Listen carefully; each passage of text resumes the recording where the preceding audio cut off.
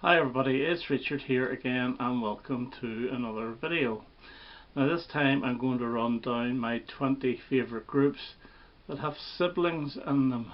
I googled this and to see which groups actually do have siblings, and there's a heck of a lot of them, and I've got well over 20, but I'm going to pick my top 20. So we're going to start off at number 20, and this is probably the best way to represent these guys. And it is Spandau Ballet, and this is their greatest hits. I think it's called the Singles Collection, and the two brothers Gary and Martin Kemp. Now Gary Kemp is the real songwriter here. Now I do have a couple of Spandau Ballet albums, but really it's the singles, it's all you need. And there's some brilliant singles on here like Gold, Only When You Leave, to cut a long story short, Muscle Bound, True as well, I have to admit, it's a good song. And what is it, Communication is the one I always liked. So yeah, they're not a bad band. They were the rivals to Duran Duran in the early 80s. At the time I actually think I preferred these guys, but number 20 is Spandau Ballet. Now number 19 is a band I wasn't even aware that there was two brothers in it, and that is the Stooges, Iggy Pop and the Stooges. And the two brothers are Ron and Scott Ashton. I think Scott is the drummer and Ron is the lead guitarist. So I'll show this album here. Now this is a compilation called No Fun, I believe, yeah. And this features tracks from their two albums as the Stooges. The third album was Iggy and the Stooges, Raw Power, which is the one that is really critically acclaimed. But this is a really good album. It's 1969 on it, No Fun on it. TVI, I Want to Be Your Dog, 1970. Sound compilation, but I do have their first two albums now. First one I think is very good, second one not quite as good. So 19 is Stooges. Now number 18, I wouldn't have picked this group about 5 years ago, but I have since amassed a total of 4 of their albums, and it's AC/DC and of course Angus and Malcolm Young. And this was either the first or the second one I got. I think I got Back in Black first, and this is Let There Be Rock, and this is the one with Whole Lot of Rosie on it, which is probably my favourite song. But yeah, I really enjoy this. Go Down, Dog Eat Dog.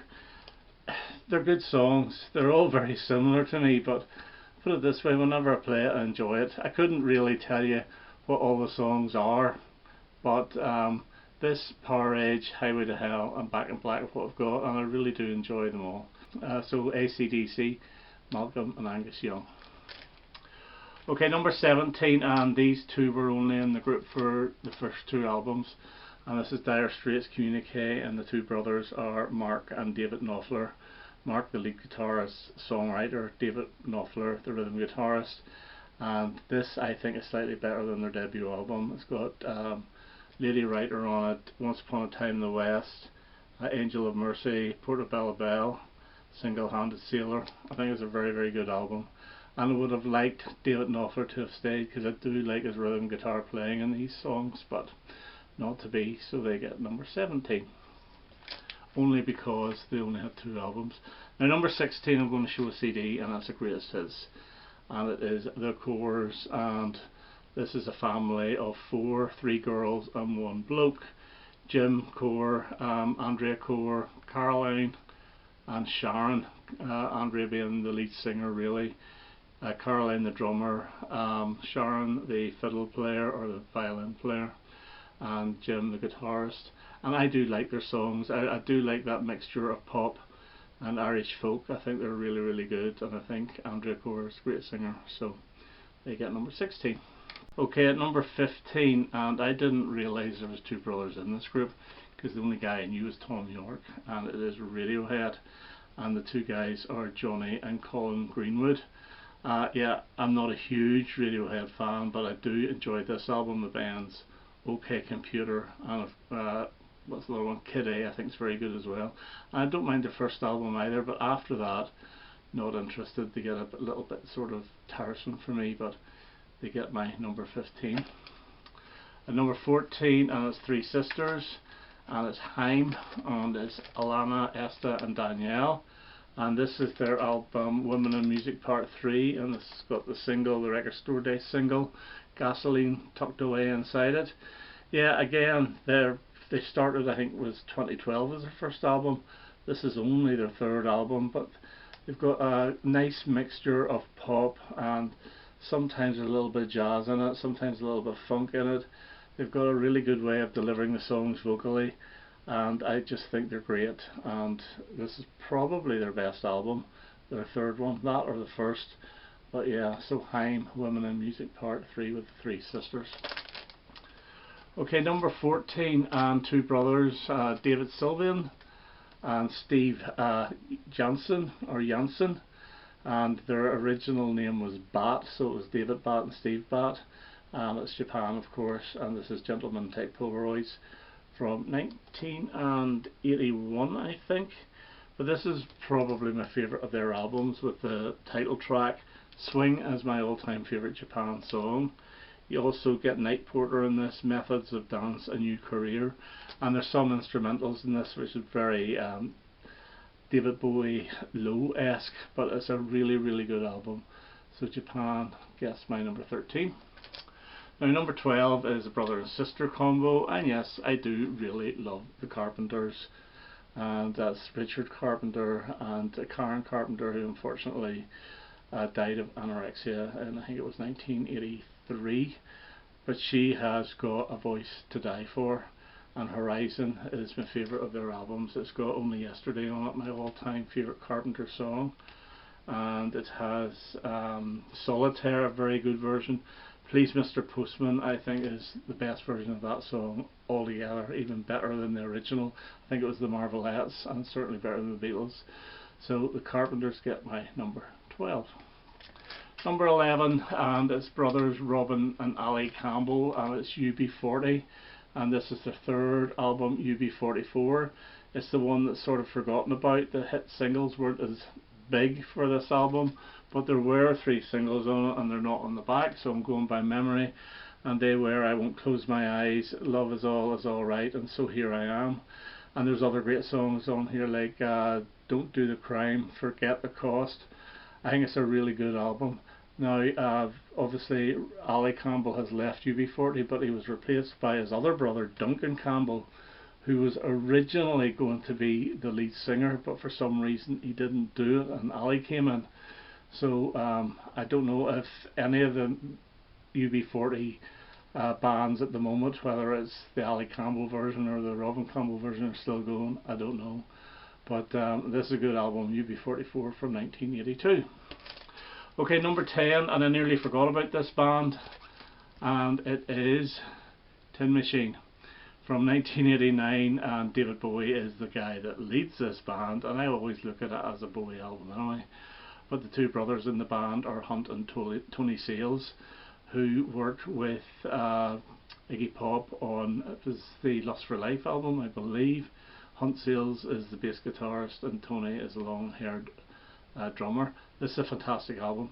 The second album, Tin Machine 2, is not quite as good, although I'm enjoying it a lot more than I ever did. But this is one of his, the best of the 80s, one of the best Bowie albums of the 80s.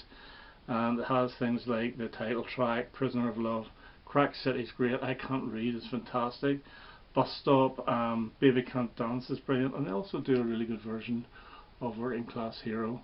So Tin Machine get my number 10. At number 9, and we'll have the brothers John and Damien O'Neill, and of course we're talking about the Undertones, and this is West Bank Songs 1978 to 1983, and this is the best Undertones compilation you'll get. It's a double comp. It's actually done in the same way as the Aftermath album by the Rolling Stones, and it has all the hit singles and some choice LP tracks like She's a Runaround, There Goes Norman, Jump Boys, Listening In. The singles obviously include Teenage Kicks, Jimmy Jimmy, Get Over You, and the non-single You Got My Number, Why Don't You Use It, amongst others. So this is a fantastic album. So that's the Undertones at number 9.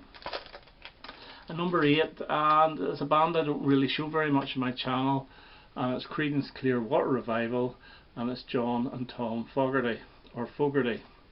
And this is probably one of their best albums. Now John Fogerty has some fantastic songs like Green River, great, Tombstone Shadow, Bad Moon Rising is on this, Lodi's on this.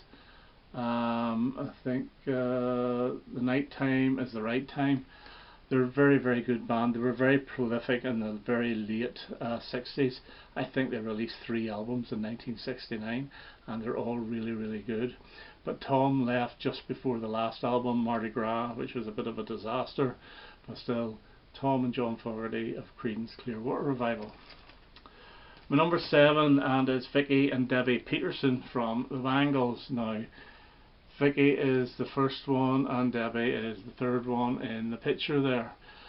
Vicky is the lead guitarist and Debbie is the drummer. Now, Debbie does sing some lead vocals. She took the lead vocal of Going Down to Liverpool, but they all actually sung on their songs, and yeah, I think they're a fantastic group, and I even like the 2 later albums. So the Bangles gets my number 7. Number 6, and it's from the Everly Brothers, and this is Everly Time, and this is one of their best albums, Dawn and Phil Everly. You know the big hits. They're all classic songs, like So Sad, Watch Good Love Go Bad's on this. Just In Case, I absolutely love. They do a fantastic version of Memories Are Made of This.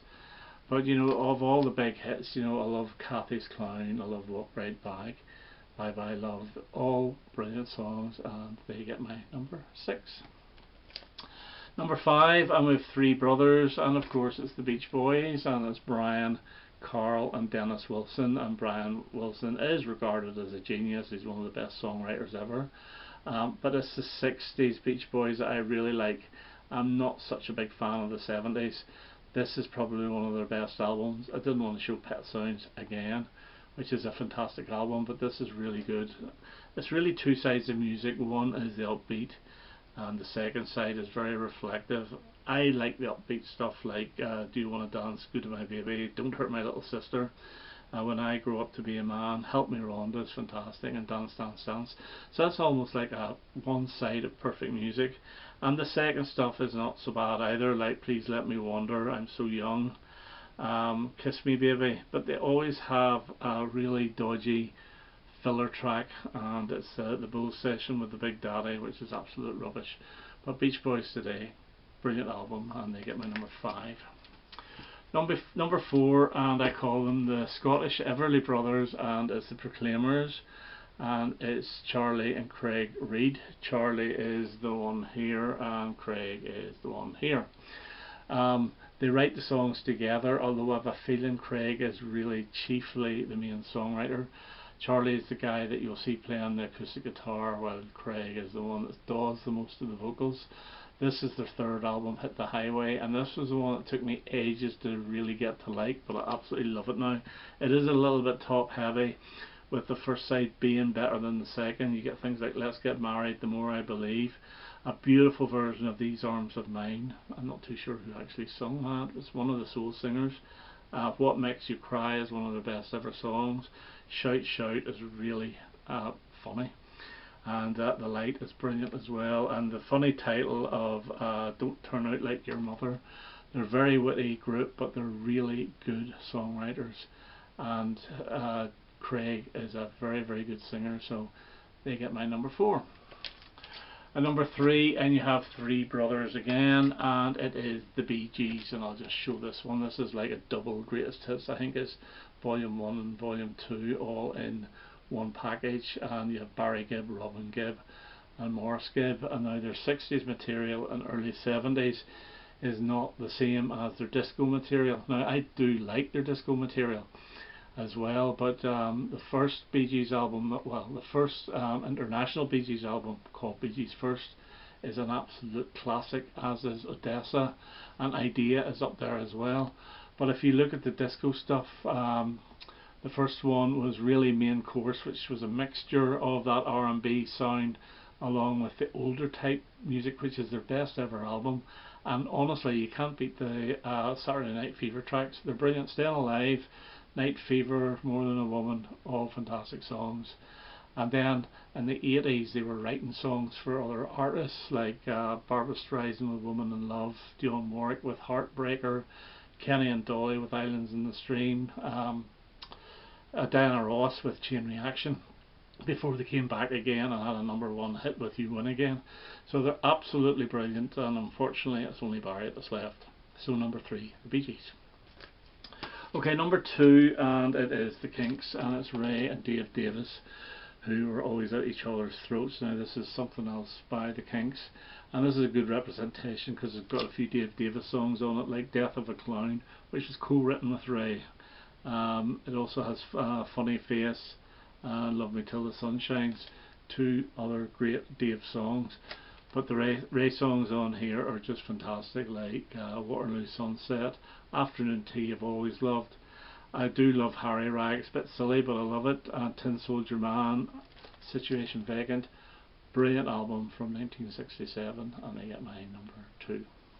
Which means my favourite band with siblings in it, and it is Sparks with Ron and Russell Mael. Ron has just won because he's knocked Russell out. Ron is the keyboard player and the main songwriter, although these days it's all just credited to Sparks. Yeah, their music is so diverse. Like, you get the glam rock type music of Kimono My House and Propaganda. You get the almost going back to the 20s and 30s style of Indiscreet. And then you have your disco or your electronic disco of #1 in Heaven.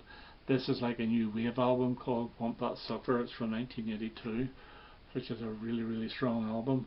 And then, you know, they just go weird. They recorded an album with just strings and vocals, which is fantastic, called Lil Beethoven.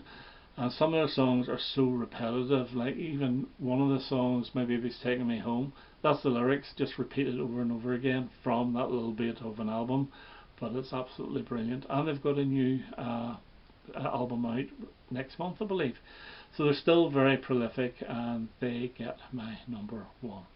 Okay, I hope you enjoyed that. That's my top 20 bands that feature siblings.